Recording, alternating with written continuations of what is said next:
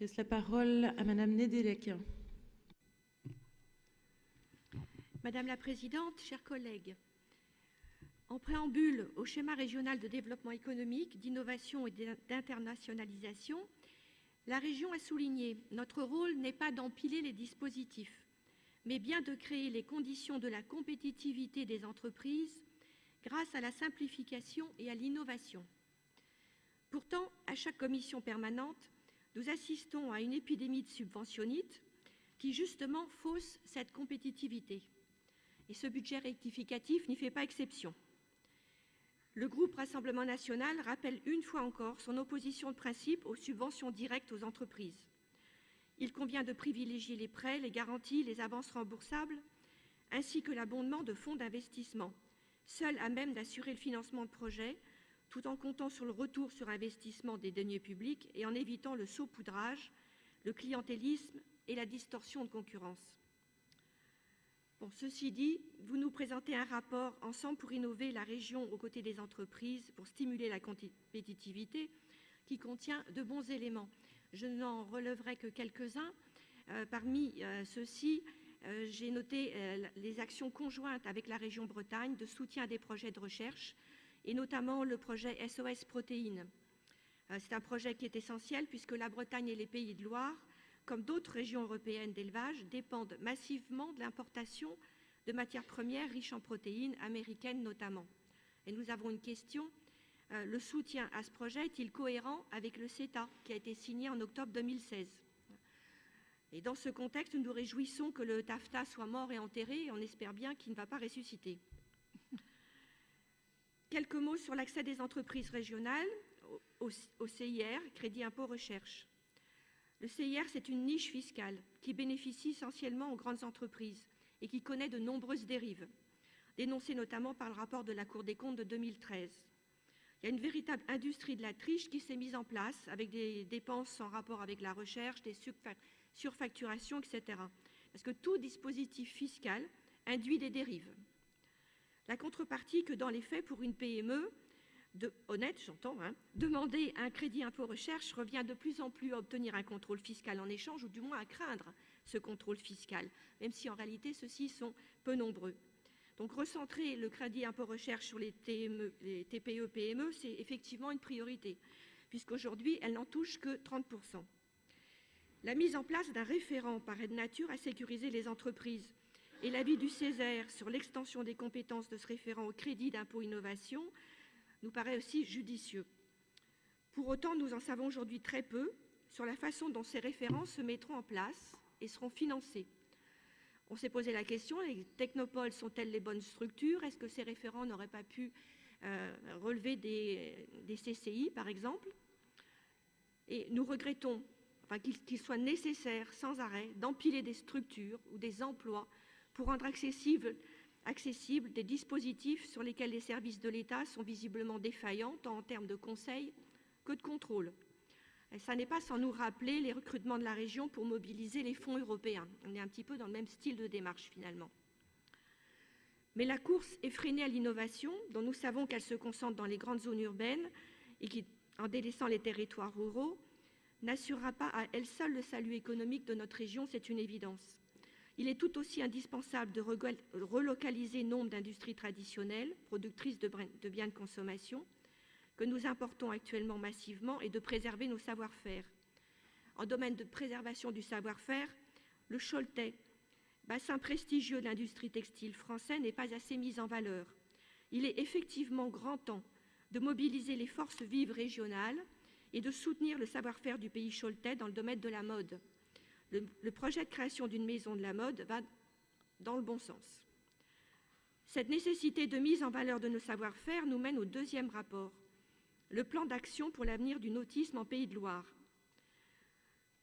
C'est un bon rapport dans la mesure où la région crée les conditions favorables à la prise en charge de la filière par ses acteurs, sans créer par le haut une gouvernance imposée par le Conseil régional. Nous avons quand même quelques questions. Concernant l'environnement, envisagez-vous de valoriser une méthode de management environnemental à laquelle la région, par exemple, pourrait prendre part?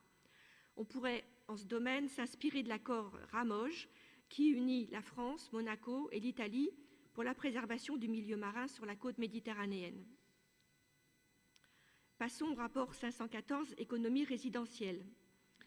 Vous nous demandez d'approuver les termes de la convention de l'appel à projet conjoint Région, Agence France Entrepreneur, entreprendre dans les territoires fragiles.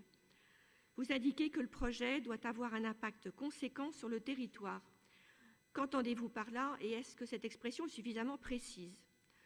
En outre, il faudra se montrer vigilant sur le dispositif de suivi et d'évaluation. Vous fixez le taux maximum d'intervention à 50% du coût total des actions, prévoyant une dégressivité des financements région AFE. S'agit-il bien de subventions ou d'avances remboursables?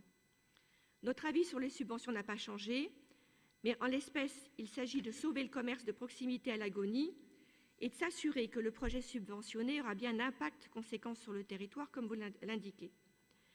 L'effort public déployé par ces projets justifie à nos yeux le versement d'une subvention dans l'intérêt de la ruralité. Cela étant, le problème de la distorsion de concurrence se pose toujours au regard d'autres projets privés qui ne seront pas subventionnés. Pourquoi ne pas envisager une part d'intervention sous forme de subvention, comme par exemple 25% de l'action, du total de l'action, et une part comme prêt ou avance remboursable à hauteur de 25%. Enfin, ce rapport réserve bien sûr une déception après une lecture attentive, puisque les 500 000 € inscrits au budget supplémentaire ne représentent pas une augmentation du budget des appels à projets, mais simplement le regroupement sous la bannière régionale des fonds de l'AFE.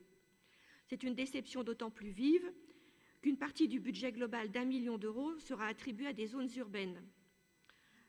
Depuis 40 ans, sur le territoire français, 100 milliards d'euros ont été engloutis dans ces zones.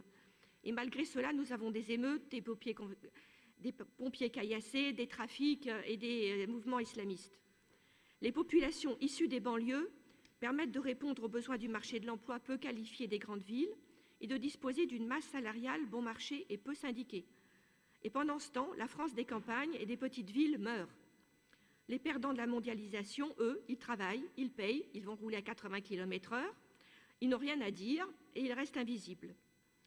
Les grands gagnants de la mondialisation, tenants de la société ouverte et du vivre ensemble, exercent le pouvoir à leur profit, excluant par leur choix des territoires entiers, pourtant jusqu'alors créateurs d'emplois et de richesses. Nous attendons toujours une mobilisation massive, tant au niveau régional qu'au niveau national, et l'affectation de fonds équivalents aux fonds urbains en faveur des territoires ruraux et de leur population, les oubliés de la République.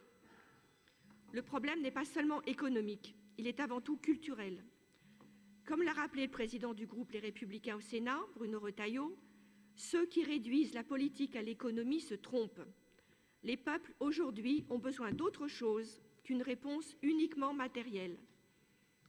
L'unique solution consiste à faire respecter et aimer la culture française aux habitants de ces quartiers et surtout stopper l'immigration pour ne pas ajouter de la misère à la misère. Je voudrais ajouter quelques mots sur la silver economy, qui se définit comme l'ensemble de production de biens et services destinés à répondre aux besoins des seniors et de leur entourage dans la santé, l'habitat, la communication, les transports, la sécurité, etc. J'avoue que, outre l'anglicisme de l'expression, mais en matière d'économie, il faut s'y habituer, on parle de cluster, start-up et j'en passe, l'Amérique règne en maître. Considérer le vieillissement de la population, c'est-à-dire les personnes âgées de 60 ans et plus, qui représenteront 60% des Ligériens en 2030, mais avec des différences sensibles selon les départements, donc les considérer comme générant un marché à fort potentiel, selon votre expression, me gêne un petit peu par la vision mercantile qu'elle implique. Les cheveux blancs deviennent une sorte de nouvelle mine d'or, ou plutôt une mine d'argent, qu'il se convient bon, je vais éviter le mot exploiter, parce que c'est quand même un petit peu dur, mais bon, c'est un marché, donc un marché qui va représenter 700 entreprises en Pays de Loire et qui mérite évidemment d'être accompagné, soutenu, tant les besoins sont grands. On ne peut toutefois pas faire l'économie d'une réflexion sur les problèmes démographiques régionaux. Le trop grand nombre de retraités par rapport au faible nombre d'actifs qui devront assumer leurs anciens.